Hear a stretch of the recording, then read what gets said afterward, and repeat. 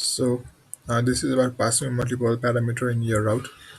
So when I'm storing here a job, then I need to call a route called job.so, which basically calls this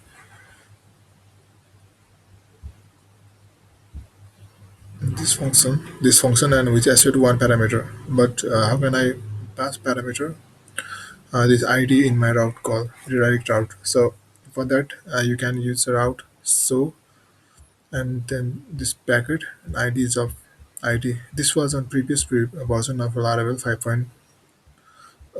Below 6, but now in 6 we don't have to use this ID identifier.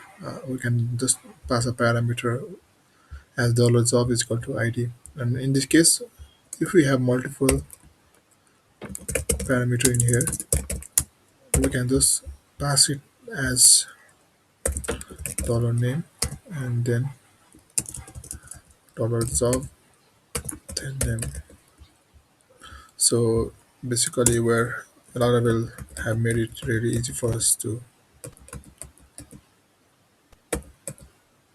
do various things, but we need to keep updating,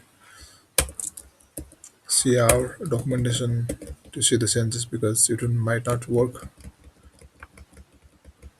So that's it for this video.